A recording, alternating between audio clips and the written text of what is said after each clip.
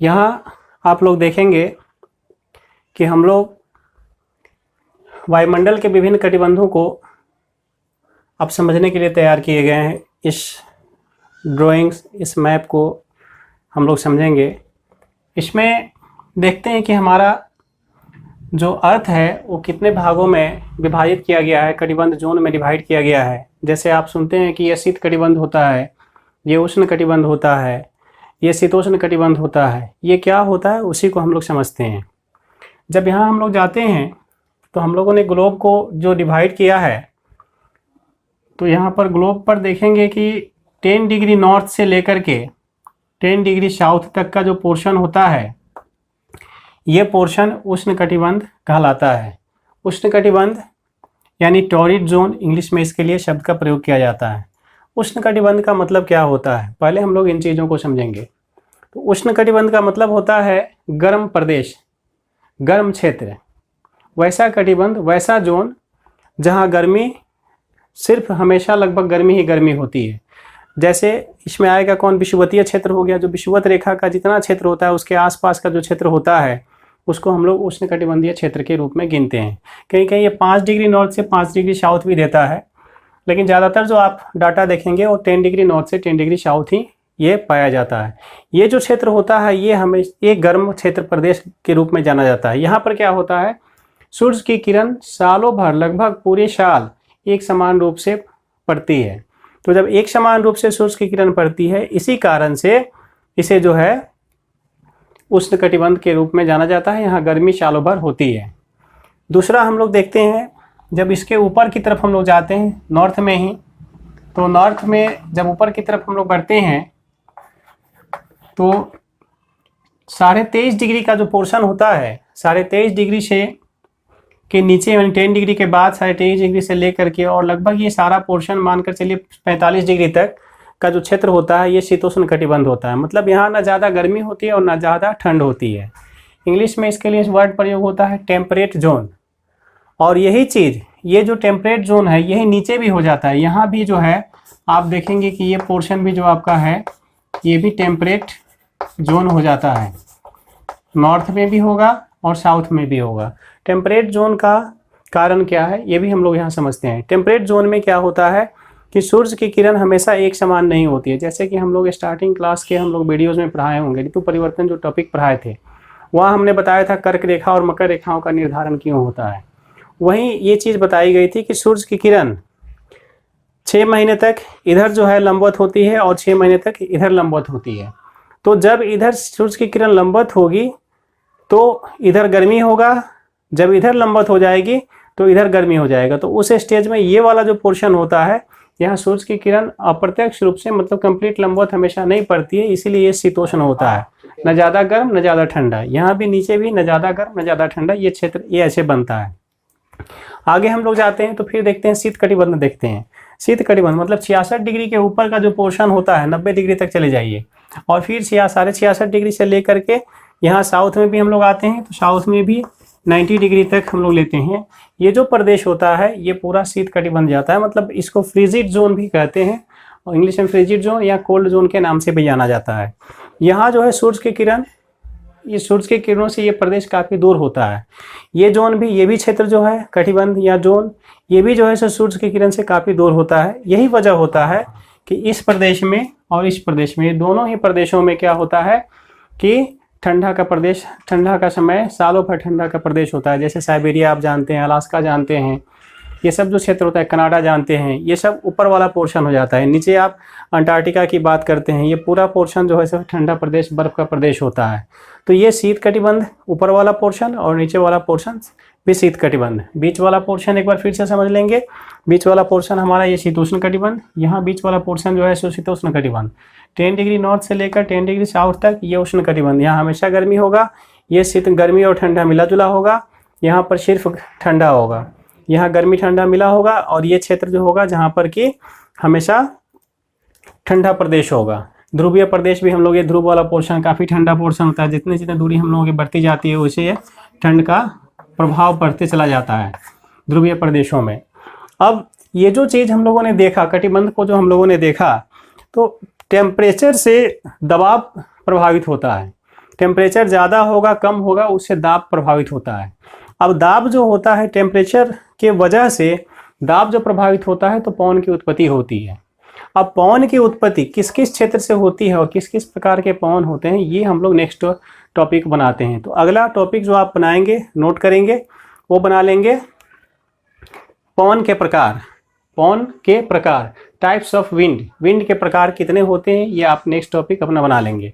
यहाँ पर देखेंगे हम लोग जब डिवाइड करते हैं पवन को तो पवन को 3 भागों में डिवाइड करते हैं। जो सबसे पहला पवन होता है उसको प्रचलित पवन के नाम से जाना जाता है, फेमस विंड कह सकते हैं। दूसरा जो होता है मौसमी पवन कहलाता है। मौसमी पवन में क्या होता है, जैसे मानसून की बात करते हैं, वही पवन जो बदल जाए, परिवर्तित हो जाए, जिसकी दिशा बदल जाए, कभी उत्तर से बहने लगे, कभी दक्षिण से बहने लगे, कभी पूरब कभी पश्चिम, मतलब उसका कोई डायरेक्शन फिक्स नहीं होता है। वैसे पवनों को मौसमी पवन हम लोग कहते हैं, मतलब इसके दिशा में परिवर्तन हो जाती है, वैसे पवन को मौसमी पवन हम लोग कहते हैं। फिर प्रचलित पवन की खासियत है कि एकदम फिक्स है, फिक्स पथ इसका है, उसी पथ पे हमेशा चलेगा। अगर पश्चिम से चलता है तो जब चलेगा तो पश्चिम से ही उसकी पूरब की तरफ प्रवाह होगी, अगर पश्चिम से उत्पन्न हुआ और पूरब चलेगा तो पूरब वैसे ही वो हमेशा बहेगा। तो ये प्रचलित पवन इसीलिए उसको कहते हैं। जैसे पछुआ पवन होता है जो आगे हम लोग लिखते हैं कि पछुआ पवन है, तो पछुआ पवन कैसा है तो वो पश्चिम दिशा से उसका प्रवाह होता है, इसीलिए उसका बहाव होता है, इसीलिए उसको पछुआ पवन कहते हैं। व्यापारिक पवन होता है, ट्रेड विंड के नाम से भी उसको हम लोग जानते हैं। तो वो पवन भी जो है हमेशा उसका जो है वो चलेगी तो एक पार्टिकुलर दिशा में चलेगी, इसीलिए उसको व्यापारिक पवन के नाम से जानते हैं। प्रचलित पवन के एग्जाम्पल होते हैं। फिर हम लोग स्थानीय पवन पर चलते हैं। तीसरा जो होता है स्थानीय पवन होता है। कुछ क्षेत्र में जो है सो पार्टिकुलर क्षेत्र में अलग अलग टाइप के पवन चलते हैं। जैसे आप अपने यहाँ देखते होंगे लू चलता है, भारत में लू चलता है। ये जो है ये स्थानीय पवन है, ये पूरे भारत में नहीं चलता है, ये पार्टिकुलर गर्मी के दिनों में राजस्थान के पोर्शंस में ये बहता है, इसका बहाव होता है, तो इसको स्थानीय पवन के रूप में हम लोग जानते हैं। अब इस तीनों पवन का हम लोग जो है एक्सप्लेनेशन आगे हम लोग करते हैं, समझते हैं। सबसे पहले हम लोग प्रचलित पवन का पॉइंट बनाते हैं। तो प्रचलित पवन में सबसे पहला जो टॉपिक हम लोग बनाएंगे ये बनाएंगे व्यापारिक पवन। व्यापारिक पवन, व्यापारिक पवन ये क्या होता है, हम लोग इसको ट्रेड विंड, इसके लिए हम लोग वर्ड प्रयोग कर सकते हैं। अब देखिए ट्रेड विंड, व्यापारिक पवन जो है ये कैसे होता है, कहाँ से उत्पन्न होता है, इसको हम लोग देखते हैं। तो पॉइंट नोट कर लेंगे व्यापारिक पवन, और इसको अब हम लोग आगे एक्सप्लेन करना शुरू करते हैं। देखिए विषुवतीय क्षेत्र जो हम लोगों का है, विषुवत रेखा जो है, उस विषुवत रेखा के तरफ गर्मी ज़्यादा होती है। ये जो प्रदेश होगा ये गर्म प्रदेश हम लोगों ने जस्ट अभी बताया है। तो ये जो गर्म प्रदेश होगा तो इधर गर्मी ज़्यादा होगी, टेम्परेचर ज़्यादा होगा। तो टेम्परेचर ज़्यादा जब होगा तो दबाव कम होगा। और जहाँ ये शीतोष्ण कटिबंध जो हम लोग देख रहे हैं, अब शीतोष्ण कटिबंध में आपके जो है यहाँ पर टेम्परेचर उसके सापेक्ष में कम होगा। तो जब इसके सापेक्ष में यहाँ टेम्परेचर कम होगा तो स्वाभाविक बात है दबाव यहाँ पर ज़्यादा हो जाएगा। अब ऐसे स्थिति में क्या होगा कि यहाँ से पवन की उत्पत्ति होगी शीतोष्ण कटिबंध से, और शीतोष्ण कटिबंध से पवन उत्पन्न जो होगी उसकी एक दिशा जो होगी वो विषुवत रेखा की तरफ होगी। ये जो भी पवन उत्पन्न होगी ये विषुवत रेखा की तरफ चलना शुरू कर देती है। तो यही पवन जो है आपका व्यापारिक पवन के नाम से जाना जाता है, और ये हमेशा फिक्स पथ पर चलती है। ये व्यापारिक पवन दोनों तरफ से आते हैं और आकर के यहाँ पर टकरा जाएंगे। बड़ी सिंपल सी बात है, इधर से भी आएगी इधर से भी आएगी, आकर टकराएगी। तो टकराने के बाद ये सब जो है जब टकराएंगे, टकरा कर ऊपर उठेंगे, ऊपर उठ करके फिर ये जो है विराम आ जाता है।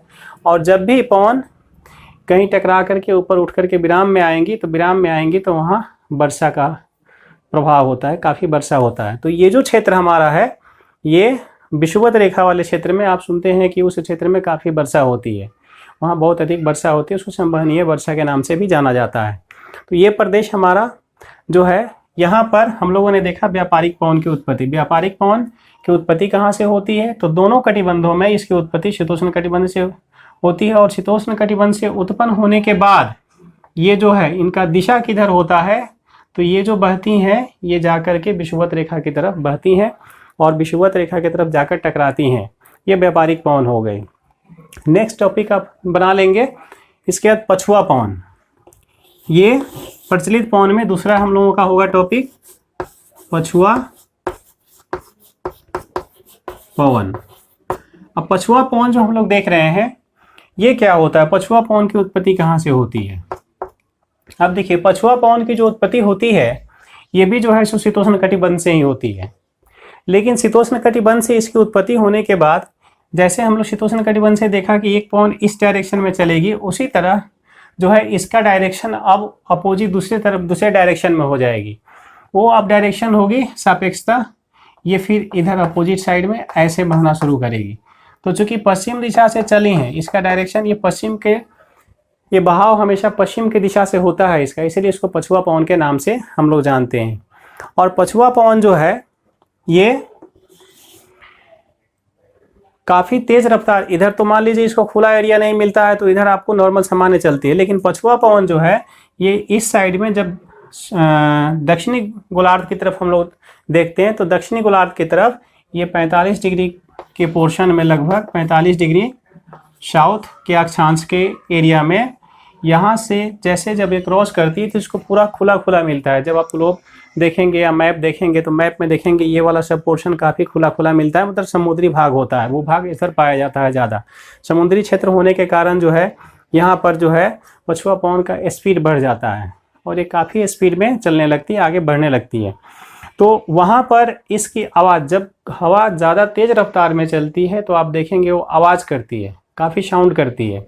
पछुआ पवन इस क्षेत्र में काफ़ी साउंड करते हुए बहती है, इसी वजह से इसको अलग अलग जगहों पर अलग अलग नाम से पुकारा जाता है। जैसे इसको कहा जाता है, एक जो है गरजता चालीसा, गरजता चालीसा। दूसरा इसके लिए प्रयोग होता है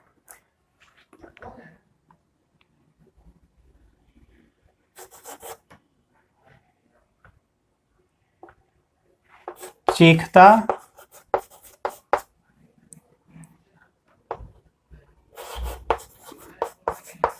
पचासा। उसी तरह इसी के लिए प्रयोग होता है प्रचंड या भयंकर पचासा, सॉरी यहाँ प्रचंड पचासा, प्रचंड पचासा। इसी को कहा जाता है चीखता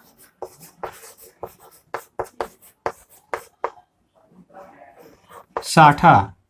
ये तीनों नाम से इसको पछुआ पवन को पुकारा जाता है। ये दक्षिणी गोलार्ध में 45 डिग्री के बाद वाले अक्षांशीय क्षेत्र में। और ये अक्सर क्वेश्चन पूछा करता है कि चीखता साठा, प्रचंड पचासा या गरजता चालीसा किस पवन को इस नाम से पुकारा जाता है।